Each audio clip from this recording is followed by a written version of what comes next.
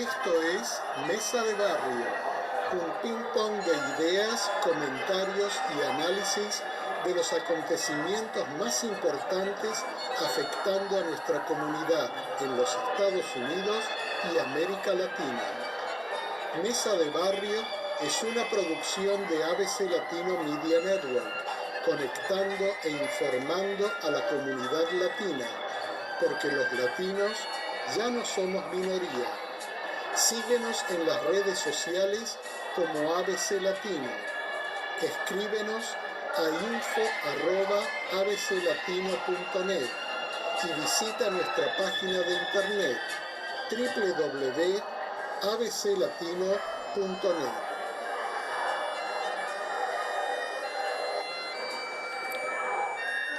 Muy buenos días a todas y todos donde quiera que se encuentren. Esto es Mesa de Barrio por 91.3 FM Radio Poughkeepsie, Nueva York, para todo el mundo. Y estamos aquí en ABC Latino Media Network. Yo soy Enrique Robolunsky, fundador y presidente de ABC Latino Media Network. Las opiniones expresadas en este programa responden solo a sus integrantes y no necesariamente reflejan la opinión de esta emisora o de ABC Latino. Conmigo en la mesa de hoy, como siempre, Juan Carlos Pocho Salcedo, director y anfitrión del ADN de las noticias que transmite por TV y radio en varios canales de Sudamérica y en los Estados Unidos y Hawái, e integrante del team ABC Latino. También con nosotros Antonio Flores Lobos, productor y presentador de Mochilero en WKNY Radio Kingston, todos los días a las 11 de la mañana. Y también Pablo Sadler, apasionado conocedor de la política latinoamericana, médico psiquiatra especializado en salud mental comunitaria, trabajando en la función pública en la ciudad de Nueva York por los últimos 12 años. Y con nosotros hoy como invitada muy especial está Jimena Sánchez Garzoli, originaria de Argentina. Ella es una defensora de derechos humanos que por décadas ha defendido derechos de minorías étnicas, desplazados internos, migrantes y refugiados. Actualmente es la directora de los Andes en la oficina en Washington sobre asuntos latinoamericanos, una ONG que trabaja para avanzar derechos humanos, justicia y democracia en las Américas. Jimena dirige el trabajo sobre paz, afrocolombianos e indígenas y líderes sociales en Colombia y derechos humanos en Brasil. Bienvenida a nuestro programa, Jimena. ¿Cómo estás? Muy bien, muchas gracias por tenerme aquí con ustedes. Y cabe aclarar, Jimena, que en estos momentos tú te encuentras aquí en Washington, D.C., ¿correcto? Sí, correcto.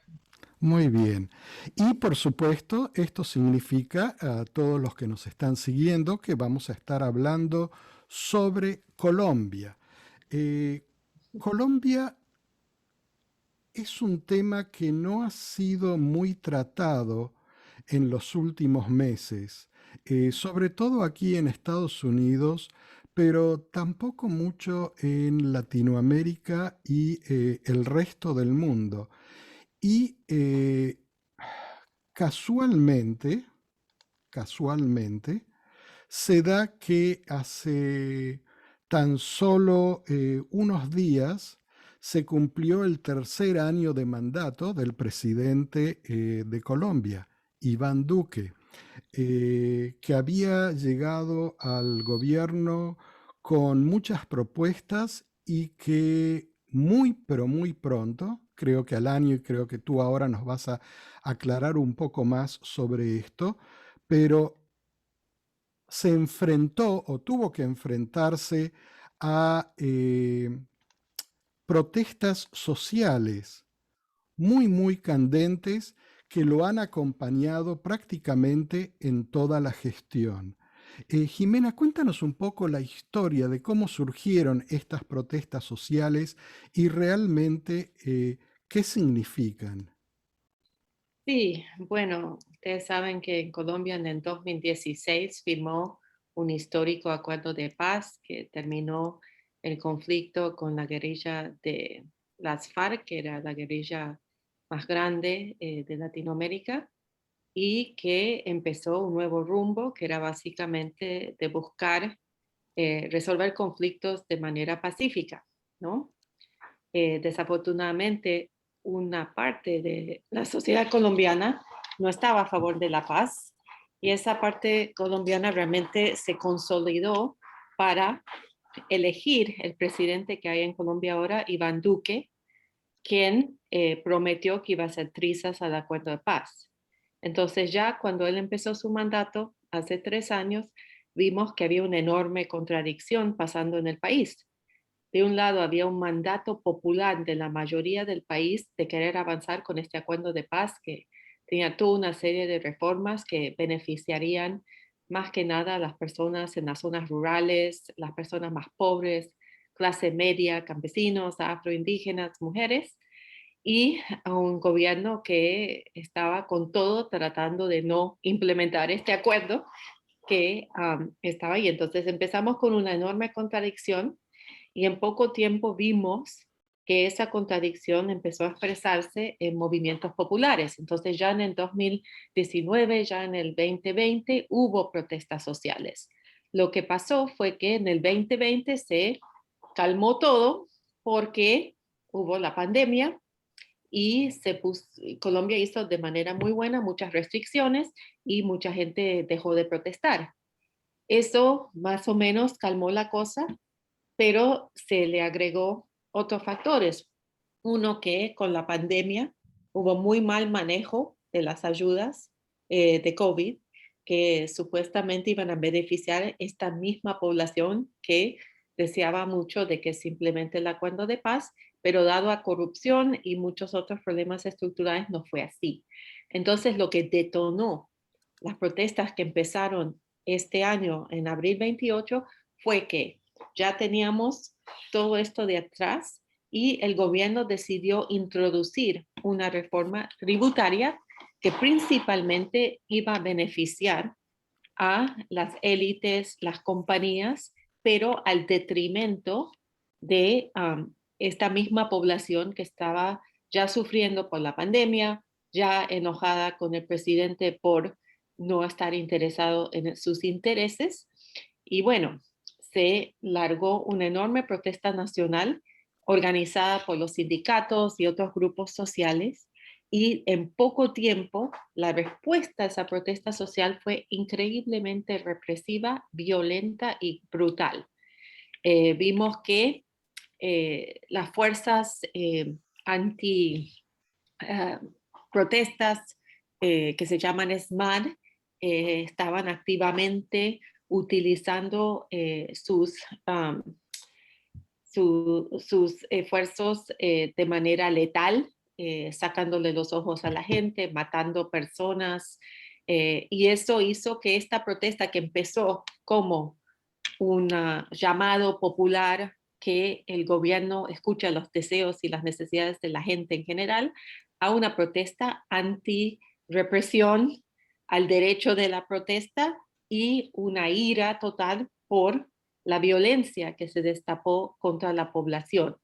Entonces hemos visto que se agregó a estas protestas que eran inicialmente organizadas a nivel nacional, personas en barrios de Cali, Medellín, todas las ciudades que estaban solo enojados por lo que estaba pasando y se formaron lo que se llamaron primera líneas, en otras palabras, barracas alrededor de sus propios barrios para defender del ataque de la policía.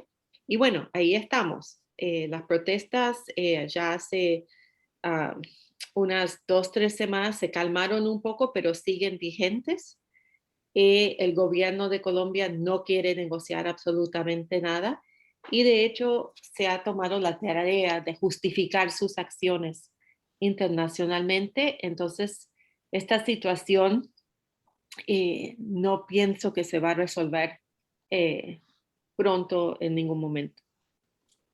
Jimena, muchas gracias por esa explicación tan clara y yo quiero aclararle a todos los que nos están escuchando ahora por la radio que si van a nuestro canal de YouTube ABC Latino, todo una sola palabra, ahí van a poder escuchar no solamente y ver el vídeo de este programa radial, pero también van a poder ver las imágenes que hemos estado pasando sobre los disturbios en Colombia mientras Jimena está aquí hablando con nosotros. Eh, Jimena, te voy a hacer una pregunta, a ver, y después abro el micrófono a todos los integrantes de esta mesa de barrio. ¿Tú crees que Iván Duque vino con esta propuesta de ir para atrás en los acuerdos que se habían logrado y en implementar toda esta nueva serie de políticas neoliberales? ¿O crees que cuando llegó al gobierno fue simplemente un instrumento de, de los que siempre están detrás de las escenas? Porque, digámoslo abiertamente, son muy pocas las veces que los políticos realmente pueden responder a ellos mismos, sino que responden a quienes los manejan, desgraciadamente, desde atrás. Sí, básicamente las dos cosas. Digo, abiertamente durante su campaña dijo que iba a hacer trizas al acuerdo de paz, repitió la narrativa principalmente de la derecha de Colombia y de la parte de Colombia que no quería que se negocie un acuerdo de paz, que era que el proceso de justicia transicional que venía con este acuerdo de paz básicamente iba a beneficiar solamente a la guerrilla para que no enfrente la justicia, que los aspectos de este proceso de justicia transicional que iba contra básicamente los crímenes de Estado, especialmente las Fuerzas Armadas de Colombia, que cometieron más de 6.000 ejecuciones extrajudiciales durante el periodo del conflicto, tenían un interés básicamente de desacreditar a las Fuerzas Armadas y la imagen del país. Entonces él ya venía con eso, pero él no fue un político que salió del aire. Él era básicamente el heredero y la persona designada por el previo presidente antes de Juan Manuel Santos, que era Álvaro Uribe Vélez, quien fue por 2 mandatos, casi una década, la persona que fue el presidente durante la época más brutal del paramilitarismo en Colombia, donde se cometían cientos de masacres, donde esos masacres se hacían con motosierras y cosas muy crueles y horribles, donde hubo el pico de desplazamiento interno en el país, y es el país ya del mundo con el número más alto de desplazados internos en total de 8 millones, y que implementó una política que fue muy bien financiada, entrenada y hecha en colaboración con Estados Unidos, que se llama la Política de Seguridad Democrática, que básicamente decía que el derecho internacional humanitario, o sea, respetar los civiles en el conflicto, no valía, que la gente tenía que tomar un lado o el otro, y como resultado a eso vimos los daños humanitarios tremendos. Entonces, él fue el heredero realmente y él, yo diría, el protégé de este previo presidente. Ahora, este previo presidente y sus intereses, porque no es solo una persona, que son intereses económicos neoliberales, y que también ven a Colombia como muchas de las zonas rurales como su lugar para hacer mucha plata o donde tener tierras, ¿no? Mismo si eso quiere decir que las personas que viven ahí no valen ni sus derechos. Básicamente, este heredero presidente era el más opuesto al acuerdo de paz, precisamente por lo de justicia transicional, y también porque no quería que se sepa qué responsabilidades tuvo él, qué responsabilidades tuvo en colaboración con el paramilitarismo, cómo fue que en Colombia lo militar, económico y político era un proyecto conjunto durante esas épocas de la guerra bajo la idea del antisubversivo, que constituyó en muchos daños de derechos humanos que no eran contra personas subversivas. Entonces, están los dos ligados y básicamente él entró con ese mandato, pero se encontró con un problema muy grande que fue que la comunidad internacional y mismo Estados Unidos, el principal donante de seguridad y económico de Colombia y su más importante aliado económico globalmente, quería que avance este acuerdo de paz. Wow. Nos has dejado acá, como se diría en Estados Unidos, speechless, sin voz, con este recuento de lo que está ocurriendo en Colombia. Es una de las pocas veces, Jimena, esto va, lo menciono como algo muy, muy bueno de un invitado nuestro que ha dejado a nuestra mesa sin intervenir hasta el momento, pero que sí espero que ahora salten aquí al podio con sus ideas y con sus preguntas. Y sí, eh, yo creo que es terrible las cosas que estamos escuchando. Eh, Al mismo tiempo, sería interesante ver un poco dónde está el pueblo colombiano, porque, Ujú. como bien dijiste, el uribismo es el que está controlando a Duque. Ahora, lo interesante es que Santos, que fue el presidente que firmó el acuerdo de paz, fue parte del gabinete de Uribe. O sea que no era un marxista, no era un progresista, era una persona de derecha y así todo fue el que implementó o pudo firmar el acuerdo de paz. Y después tenemos que el uribismo se va todavía más a la derecha, a la extrema derecha. ¿Dónde está la gente? ¿Dónde está la opinión? ¿Cuál es tu percepción de la opinión de la gente en Colombia?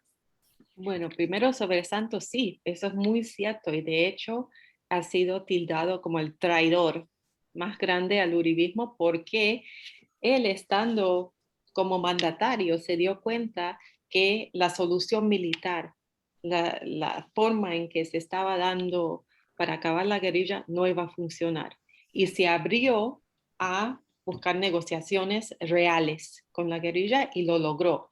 Esto fue algo totalmente diferente a casi todo el mundo de su clase, de su nivel familiar, de todo. Entonces, él ha sido visto como el enorme traidor del uribismo por esa razón, no solo por Uribe, pero por todo el mundo. Y ha sido muy criticado. Y eso creo que demuestra que hacer la paz no siempre te hace muy popular, pero hizo lo correcto.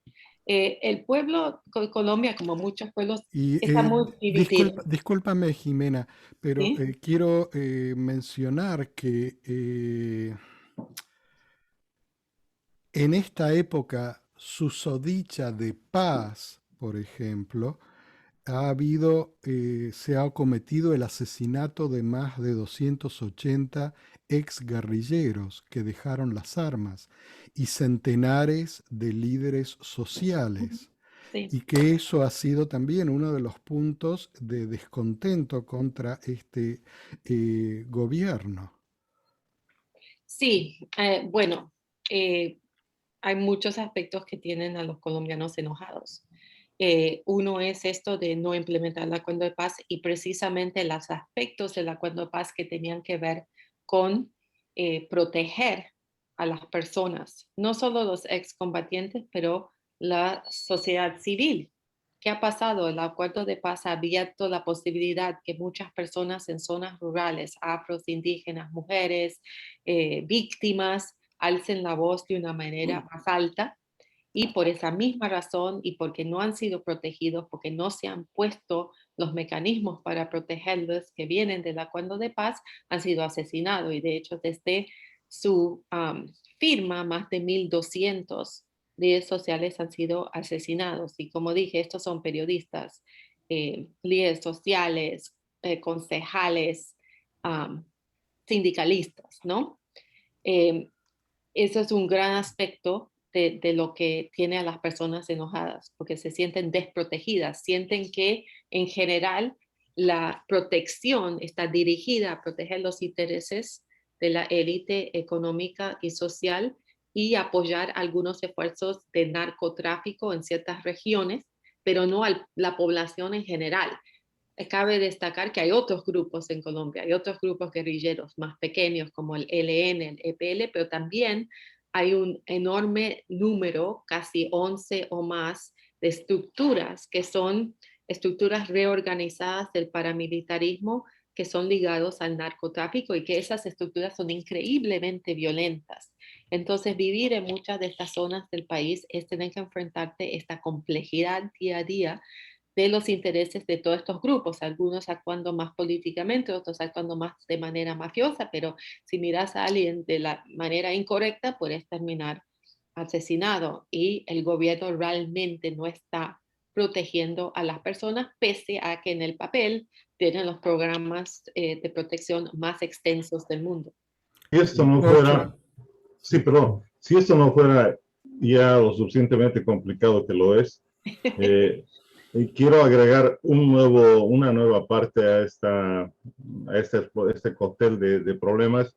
Y me parece que es central porque Colombia está entre los países más desiguales del mundo. Sí. Eso en un informe de 2018 que vi en preparación para esta conversación, vi que decían que necesitaban 11 generaciones para que un colombiano se acerque del ingreso bajo de la sociedad a por lo menos a un ingreso medio. Y esa gran desigualdad económica, me imagino que es el caldo de cultivo para los problemas que se han tenido, desde narcotráfico hasta lo que hayamos mencionado. ¿Qué medidas ha tomado este gobierno para, digamos, atacar esa parte que está en el epicentro mismo del problema? Bueno, le voy a dar un ejemplo. Yo llevo más de 25 años yendo a Colombia, 5 o 10 veces al año a todas las zonas afectadas. El tipo de cosa que uno ve, bueno, hace un año que no voy por la pandemia, pero el tipo de cosa que uno ve es, por ejemplo, estás en una zona fronteriza donde está una de las producciones más grandes de petróleo, muy lucrativo, y la ruta que existe ahí es solo para sacar y entrar el petróleo. Y esa ruta está totalmente guardada con el ejército y todo lo demás. Vas 2 segundos fuera de la ruta donde vive la mayor población, no hay agua potable, no hay sanación, no hay rutas para sacar mercado de campesinos. Entonces, eso para mí realmente describe el problema de Colombia, esos contrastes que vemos. Entonces, viene un gobierno como Duque y dice, bueno, pero nosotros sí estamos apoyando a esta gente. Pero ¿qué quiere decir para ellos apoyar a esta gente? Quiere decir, canalizamos los recursos que recibimos del acuerdo de paz para mejorar esa ruta que ya está ahí, con esas, ya tiene protección y no incluimos la gente que está fuera de ahí. Entonces uno entiende por qué hay tanto descontexto, ¿no? Porque el concepto del Estado central está muy guiado en sus propias políticas y mejorar su estatus, ¿no? Económicamente, pero no realmente en distribuir esos recursos de una forma que integra de manera real a las poblaciones que están ahí. Ahora, puede ser que hacen unas reuniones con esa gente, pero al final del día las propuestas de esas personas y las necesidades de esas personas no se están dando. El acuerdo de paz era para hacer eso, para romper esa brecha, y Duque lo que ha hecho es decir, sí, lo hacemos bajo el acuerdo de paz, pero haciendo lo mismo que se ha hecho por las élites por muchos años. Y ahí está el problema crucial, esa desigualdad. Colombia es un país de bastante recursos. Si quisiera redistribuir sus recursos, no necesitaría apoyo internacional para nada, porque tiene la capacidad. pero el tema es el manejo, las políticas y dónde está el enfoque.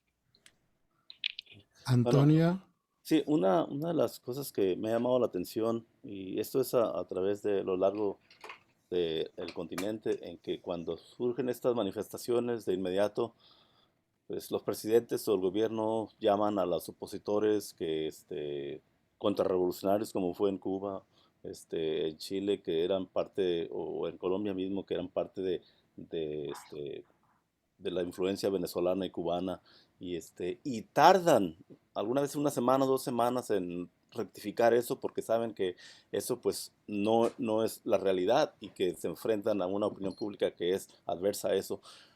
¿Cómo manejó el presidente Duque esta situación? Porque él salió también a acusar a estos manifestantes de ser exguerrilleros o hijos de Venezuela, etcétera, etcétera. Bueno, en una palabra lo manejó pésimo. Eh, yo básicamente trabajo en el Congreso de Estados Unidos y recibo la versión oficial de lo que ellos mandan a Estados Unidos sobre cómo ven lo que está pasando en el país. Las primeras narrativas que mandaron eran que esto es influencia de Venezuela, esto es influencia de Cuba. Lo siento, pero no tiene nada que ver con Venezuela y Cuba.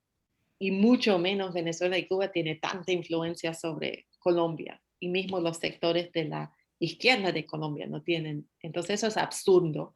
Realmente fue un esfuerzo de tratar de desviar la atención, tratar de poner que el interés de Estados Unidos sea sobre la agenda común acerca de Venezuela y otras cosas, especialmente la agenda republicana de nuestro país frente a Latinoamérica. El segundo toque de información que salió era que eran los opositores en Colombia.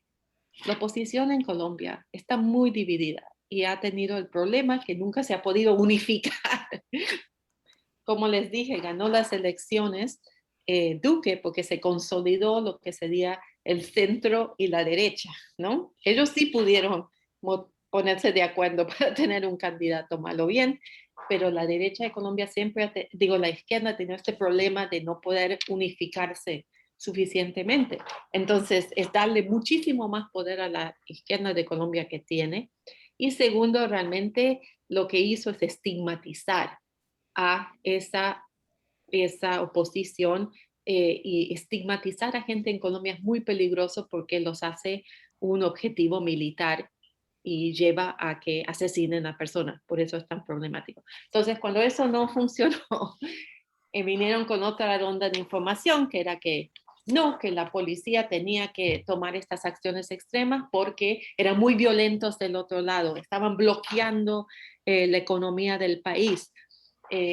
Excusas para no aceptar de que estaban cometiendo violaciones de derechos graves, inaceptables. ¿Cómo explica que violaron a tantas mujeres la policía? No fue porque estaban yendo detrás de la guerrilla, ¿no? Fue porque hubo todo esto que se destapó y se aceptó de un cierto nivel que se empezó a degradar a un nivel horrible, ¿no? Entonces, sí, eso ha sido famosamente cómo se han manejado estos temas y hicieron igual en esta situación. Bueno, ¿y cuándo Jimena, entiéndense Colombia? O sea, porque parece que están enfrascados en una situación que no se muestra mucho futuro. Imagino que las elecciones venideras son las Sí, que van a determinar qué clase cómo se va a manejar esta situación, ¿no? sí, las elecciones tienen muchísimo que ver. Básicamente, el gobierno de Duque se ve que está en una pelea de mantener el poder, porque no quieren dar ni un poquito sobre las demandas, sobre las críticas o aceptar nada, porque ellos ven que si hacen eso pierden las elecciones el año que viene. Entonces, hasta han discutido la posibilidad de mover las elecciones, ¿no? Utilizando la idea de que se necesita como un estado de sitio, no sé qué más. Entonces, para ellos les conviene, políticamente les conviene que haya disturbios, les conviene de que haya influencias de afuera, que la guerrilla tenga más poder que realmente tiene, porque realmente el ELN, que es la segunda guerrilla, hasta ellos mismos no se ponen de acuerdo en nada. En serio, Mm. increíble que capaces de estar detrás de estas protestas, pero además no están, ¿no? Pero no ha surgido, no ha surgido como un líder opositor, ¿verdad? Todavía. Sí, durante las otras elecciones ganó más puntos nunca en la historia de Colombia un candidato de la izquierda, y es la primera vez que tuvimos candidato de izquierda que al final no lo asesinaron, y que ganó tanto y no lo asesinaron. Es importante entender que la historia de Colombia por muchos años fue gobernado por dos partidos que básicamente se turnaban el poder. Por eso había grupos guerrilleros, porque no había entrada a la política fuera de ese sistema de las élites que realmente no dejaba que entren personas de afuera. Después, bajo Uribe, se diversificó un poco más los partidos, múltiples partidos de la derecha, y la izquierda logró tener más o menos algo, y por primera vez por el acuerdo de paz vimos que un candidato de la izquierda llegue tan lejos, ¿no?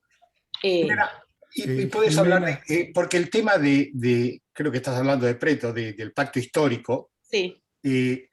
Pero daría la sensación, o para muchos analistas, que los 8 millones de votos que consiguieron el 18 es como un techo, que sin abrir un poco más, con lo que ahora están hablando de la coalición de la esperanza, ¿cómo es el panorama de la izquierda o centro-izquierda, e incluso cuánto necesitarían de la coalición de la esperanza, asumiendo que la coalición de la esperanza no tenga un candidato más viable, reciclado como Gaviria o Galán o alguna de esas personas? Jimena, te voy a interrumpir ahora. Sí. Vamos a hacer una pequeña pausa musical.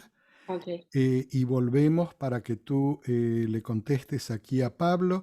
Y al regreso, a mí me gustaría también, luego que le contestes a Pablo, que hablemos un poco del rol de la mujer en todos estos disturbios y en las protestas sociales. Tú mencionaste muy al pasar la violencia contra la mujer, pero quiero que hablemos del rol de la mujer en estas protestas. Pocho, ¿qué tenemos acá para una pausa musical? Bueno, aquí escuchamos a una colombiana extraordinaria que la descubrí yo hace poco tiempo, posiblemente muy popular por otro lado. Y un tema muy colombiano, pero muy especial también a tono con lo que hemos estado conversando.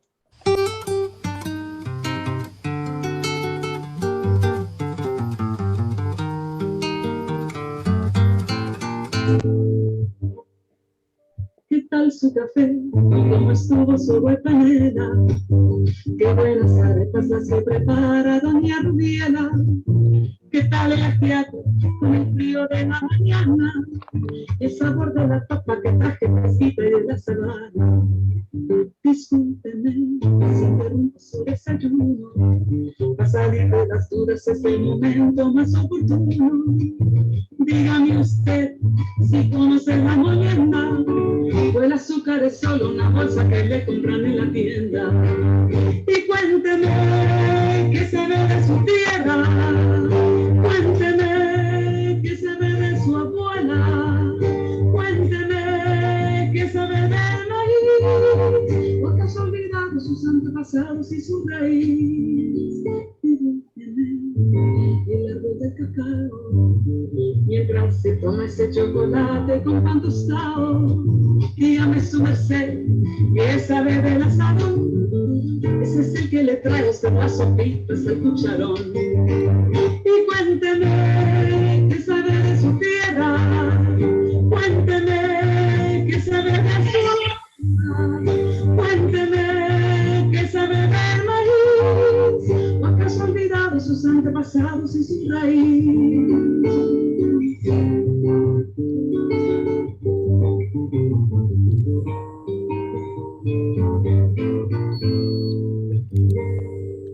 Venga, le cuento los cuentos del huerto y de la malanga, la yuca, la chota, los chontaduros, la quinoa, las habas y la guatila. Le tengo el guandú, las arracachas y la calabaza. Le traigo guineos, también chachafrutos y unas papitas en la mochila. Ay, perdón, señor, por ser yo tan imprudente. Es que a veces me llegan estos pensamientos irreverentes. ¿Pa' qué va usted querer saber sobre el arao? Si allí en la esquina lo encuentra toitico bien empacao. All right. Kathy James, una combinación colombiana, de Irlanda, etcétera, que nos habla mucho de las cosas de cómo una parte de, creo yo, de Colombia ve la otra parte de Colombia, ¿no? Los que están en una lucha de día a día con los que están a distancia de eso. Bueno, continuamos. Seguimos Adelante. aquí, así es, Pocho, gracias. Seguimos aquí en ABC Latino, Mesa de Barrio por 91.3 FM Radio, WBKR, Poughkeepsie, Nueva York. Y les anuncio a todos que si recién están sintonizando este programa, también ahora pueden volver a escuchar este programa Mesa de Barrio en toda su integridad en las 5 frecuencias de Robin Hood Radio Network, la radio pública de la región. Y antes de ir a este corte musical, Pablo había hecho esta pregunta sobre cuál es el potencial de grupos opositores de la izquierda y Jimena, tú nos ibas a contar un poco dónde está parada o dónde están parados los grupos opositores y qué chances realmente tienen en las próximas elecciones, que creo van a ser dentro de un año. Sí, el año que viene.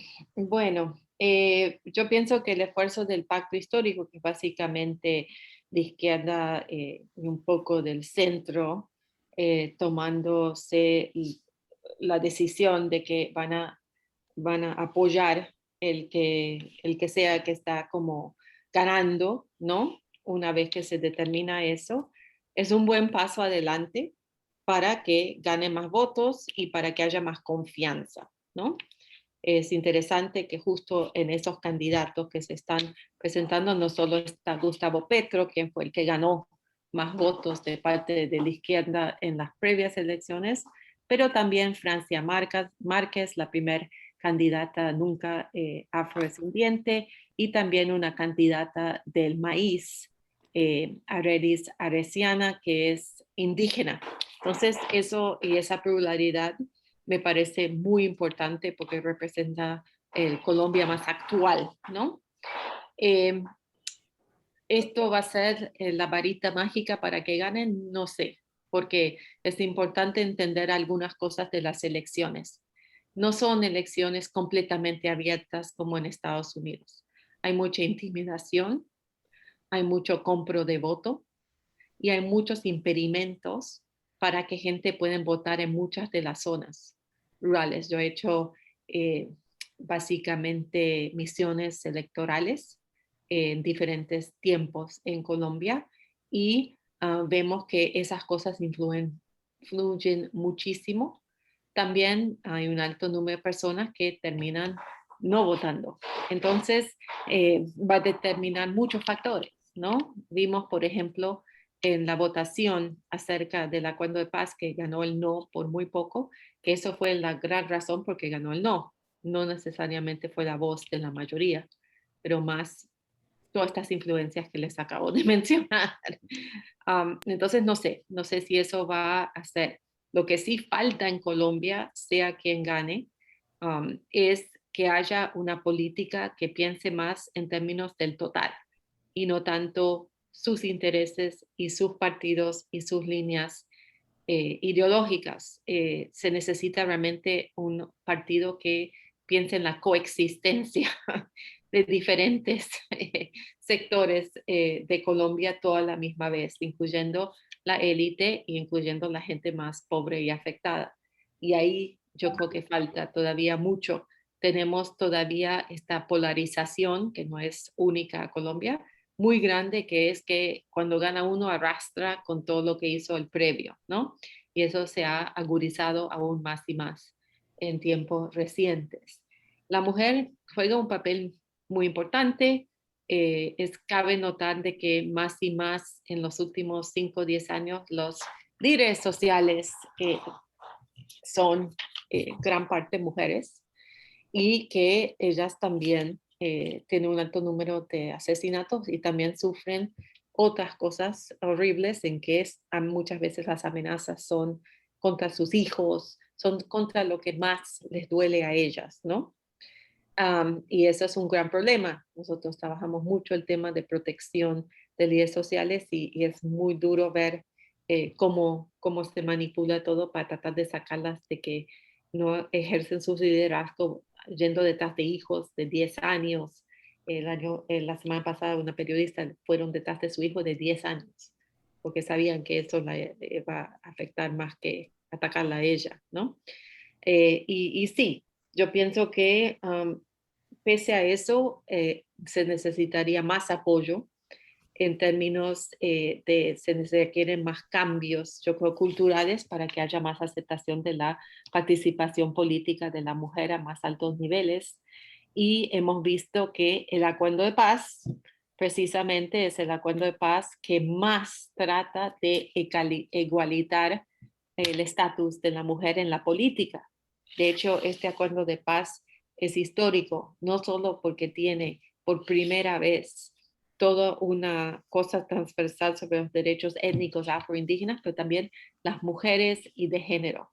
Y es precisamente esas partes del acuerdo de paz que no están avanzando porque no hay interés y no tiene tanto que ver con el gobierno, tiene que ver más con que falta muchísimo entender la importancia y respetar y ponerle esfuerzo a esos aspectos en la sociedad en general. En Colombia, como en muchos países, no es el único, ¿no?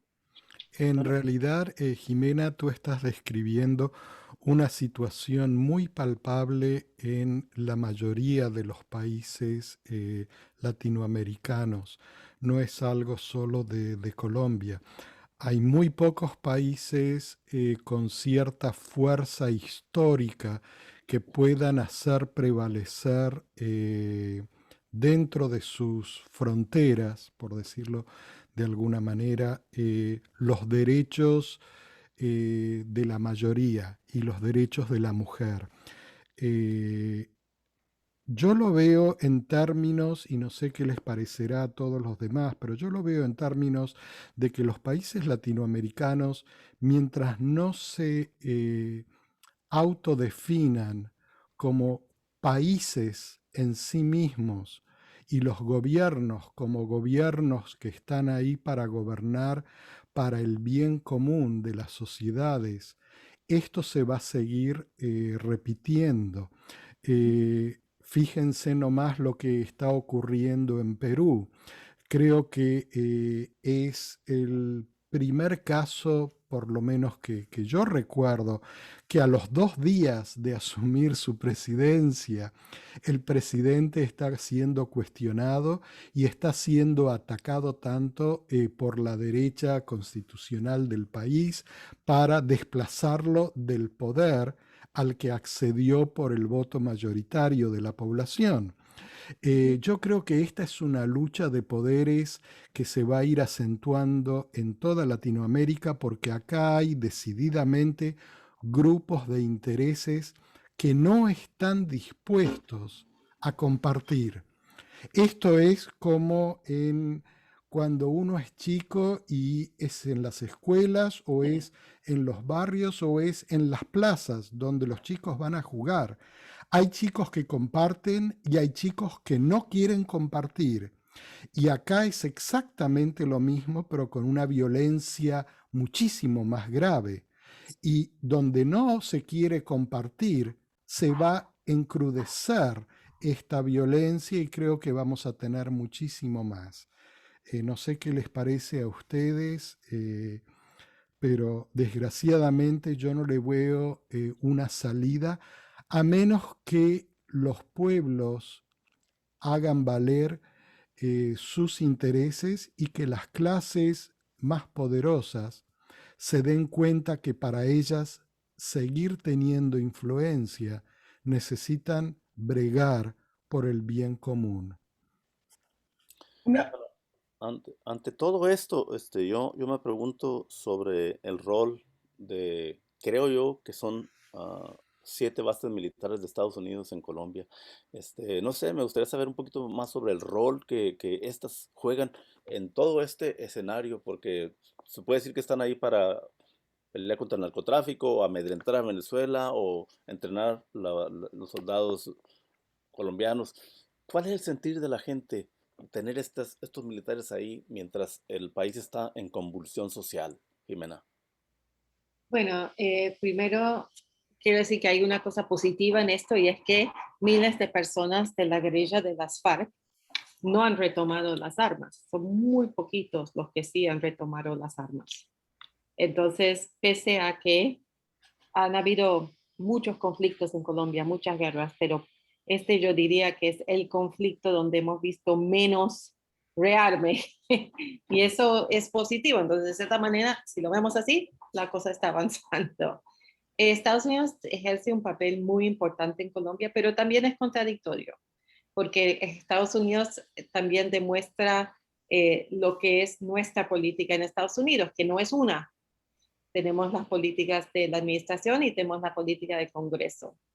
Tenemos un paquete de 12 billones de dólares desde el año 2000 que ha sido principalmente de seguridad, enfocado en las Fuerzas Armadas con una agenda básicamente antinarcótica bajo la falso pretexto de que si uno disminuye el crecimiento de la hoja de coca, eso va a hacer que es tan caro que llegue la cocaína aquí a Estados Unidos que nadie la va a usar.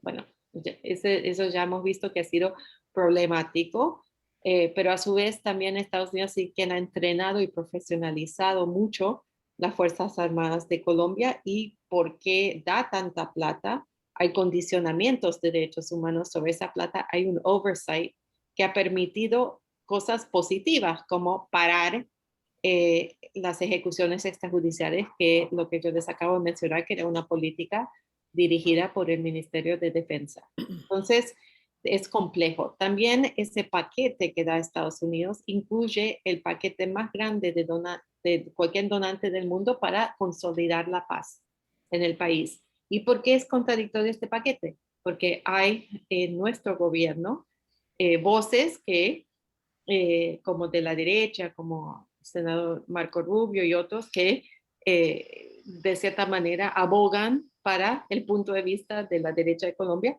Y después hay demócratas y otros que piden que no, que se haga otra cosa. Entonces, contradictorio. Lo de la presencia militar en Colombia, sí, eso ha sido un tema muy doloroso para muchos colombianos y he estado en muchas de esas áreas. Y lugares como Tumaco, que está en la costa pacífica en el sur, por ejemplo, tener situaciones como que el aeropuerto civil estaba tomado por militares americanos y con contratistas americanos que estaban implementando el esfuerzo de fumigar a la coca en avionetas día y noche andando por ahí, y si uno está ahí y es lo que sienten los que viven ahí, es como estar bajo ocupación de otro país, ¿no? Y bajo ataque, porque están los helicópteros todo el tiempo encima de tus casas y esa cosa. Hay mucho resentimiento y odio frente a Estados Unidos por esas razones. Este último año se reveló que había fuerzas armadas especiales de Estados Unidos apoyando algunas de las bases militares que están en la frontera con Venezuela. Y también ahí empezó todo de que es un esfuerzo conjunto para sacar el régimen de Venezuela y todo lo demás, que en ese caso en particular estaban ahí haciendo lo que hacen siempre, que es ir y hacer intercambios con el ejército de Colombia, pero fue la primera vez que como que lo anunciaron, normalmente no lo anuncian, entonces no fue nada diferente de lo que han hecho los últimos 20 años, pero revivo esa cosa de soberanía muy problemática y influencia. Pero la realidad es que para Colombia, Estados Unidos y para Estados Unidos, Colombia son los aliados más importantes con la agenda antinarcótica y militar en la región. Sí, Pocha. Acá Muy rápidamente, Jimena, tocas el tema de narcóticos. Bolivia es otro de los países que está en esa lucha. Increíblemente, una lección que se aprendió en Bolivia es que se puede hacer una lucha contra el tráfico de cocaína, en nuestro caso, que es muy prevalente también, sin la participación de la DEA, sin la participación de organismos norteamericanos, incluso el ejército, etcétera. Bolivia lo ha estado haciendo ya por unos 10 o 12 años de esa manera, con éxito y algunas veces muy criticado. Sin embargo, aquí viene el factor que tú indicabas.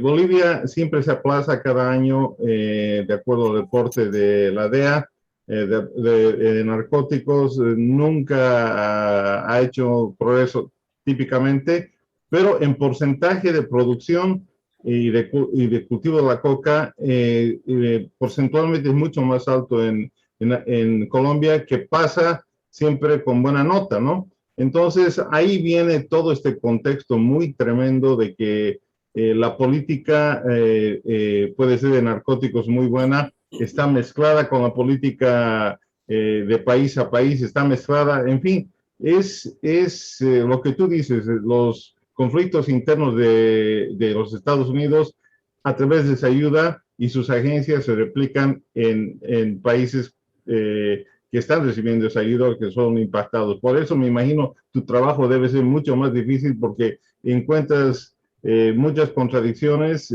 ayuda por un lado y obstáculos por otro lado, con el mismo origen.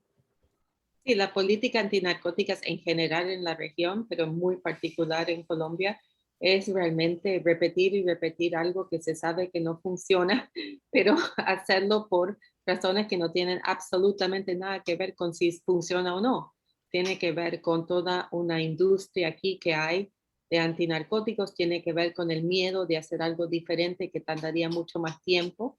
El acuerdo de paz tiene todo un capítulo sobre cultivos ilícitos y una forma muy diferente a tratar esos temas, y no han dejado ni Colombia ni Estados Unidos que avance, ¿no?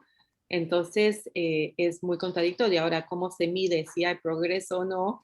Eso realmente tiene que ver quiénes son tus amigos o no. Para Colombia, siempre si sienten como que están haciendo tanto esfuerzo, ¿cómo puede ser que Trump no lo certifique o no sé qué, que fue la gran bulla bajo Trump, y al final lo certificó, mientras que otros países que no son amigos de Estados Unidos, no hay problema políticamente para Estados Unidos darles baja nota. Entonces, la política de Estados Unidos sobre Latinoamérica en general demuestra mucho los biases de quiénes son amigos, quiénes no son amigos, quiénes se quiere resaltar y quiénes no se resaltar, y no la realidad de realmente lo que está pasando del todo en esos países. Jimena, sí, Pablo. Sí, una cosita, quisiera antes de terminar esto, hablando de los países amigos o no, mencionaste en tu primera intervención un dato que es muy significativo, es que Colombia tiene la mayor cantidad de gente desplazada en el mundo. Sí. No en Latinoamérica, en el mundo. Y hablamos de amigos y qué países se resaltan, la gente pensaría Siria, pensaría otros lugares.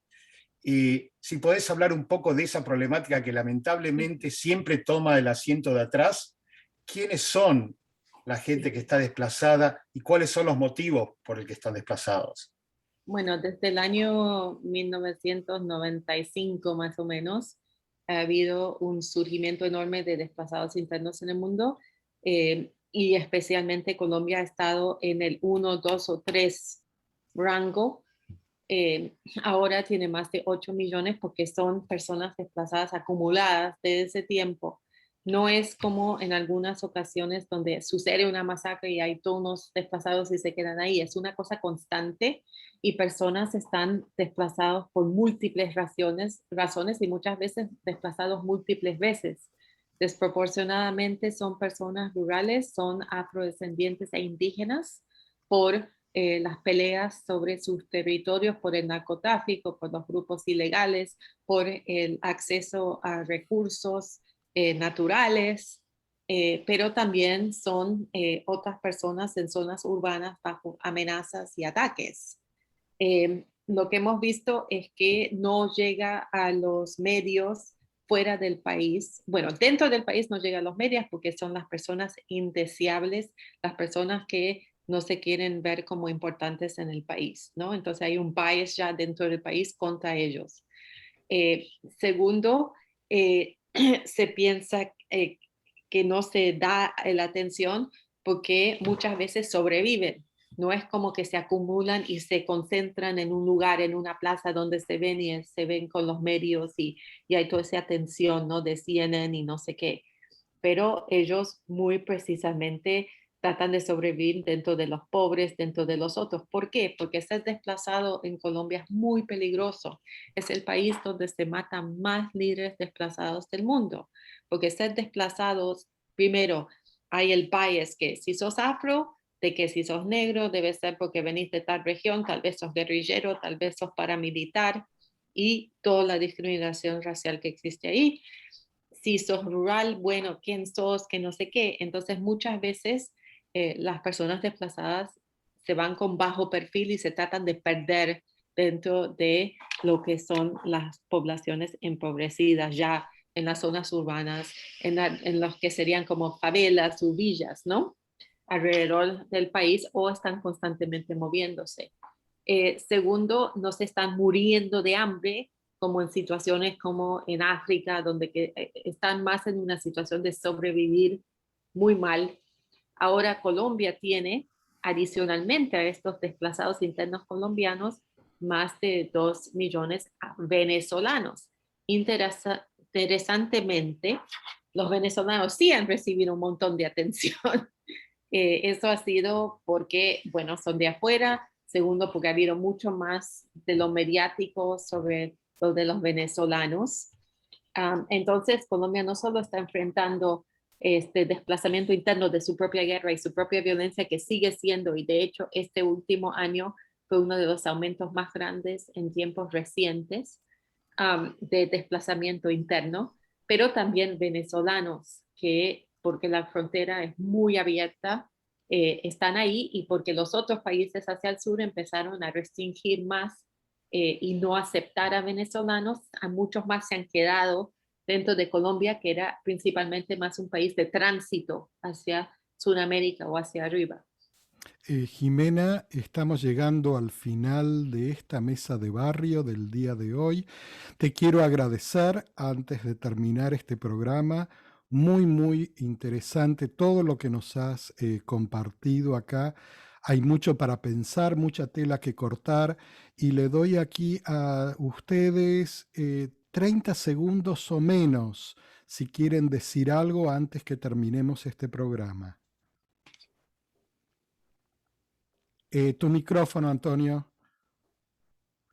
25 segundos ahora. No, digo, que estaba mirando el acento de Jimena porque a pesar de haberlo perdido, lo argentino todavía maneja el vos. Yo creo que nos merecemos otro programa sobre Colombia, pero veamos el lado positivo. Debe haber muchas cosas que a pesar de la tremenda situación que vive... Termina, Pocho. Pero espero volver a tener a Jimena con buenas noticias. Y análisis de los acontecimientos más importantes afectando a nuestra comunidad. Lo mismo que se dijo ya, realmente sería interesante otra oportunidad poder hablar del futuro de Colombia, que incluye todas las dificultades, pero también hay acuerdos constituyentes juveniles como los de Cali y demás que dan un poco. Síguenos en las redes Muchísimas gracias. Como ABC Latino. Escríbenos a info@abclatino.net y visita nuestra página de internet www.abclatino.net.